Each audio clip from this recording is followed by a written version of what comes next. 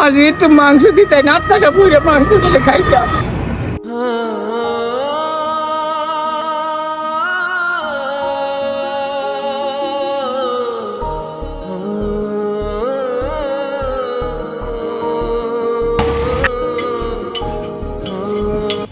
কি রে ভাই তুমি এনে বইরে লেখে এই যাও এন থেকে যাও ভাই যাও সেন থেকে যাও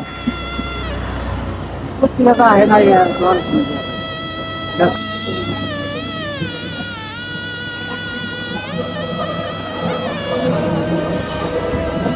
এই তোরা না করছিস বাবা নিগা খালা আবার হইছে যা হইছে কাস্টমার পুরো শেখে ভাই আমি ভাই গরিব মানুষ, আমার এই যে এনে কিছু মাংস দিবাই, আমার ভাই মাংস কেনার মতো শহর তো আমার নাই।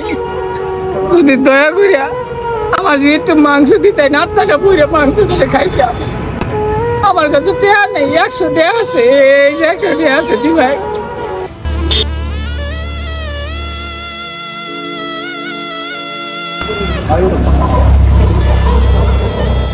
মার ভাই না না তোমার কাছে টাকা নাই না ভাই, 100 টাকা আছে। আজকে যে কতদিন ধরে বউ বুলাবো নিয়ে গরুর মাংস খাওয়া পারি না, নিজেও জানি না।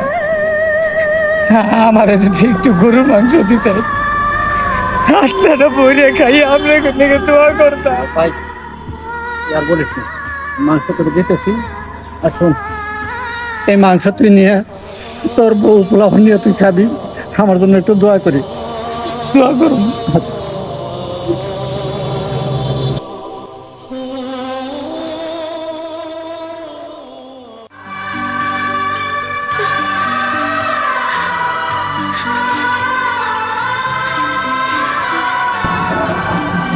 ভাই সেদিন মাংস তোমার বাড়ি কোন জায়গায় ভাই?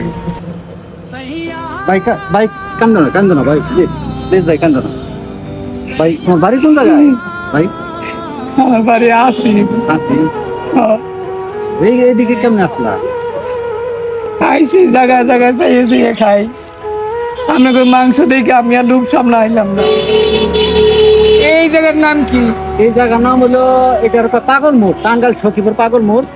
এইখানে না যে প্রতিদিন মনে করো আমরা 2-3টা হয়তো মহিষ জব করি, 2-3টা ষাঁড় গরু, ভালো মানের মাংস পাওয়া যায় সবসময়, বিক্রি করি আর কি। দোকানদারের নাম কি? দোকানদারের নাম হলো বুলবুল। বুলবুল কষাই।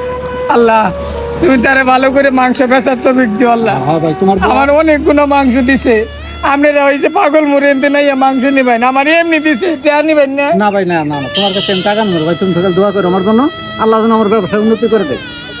ঠিক আছে।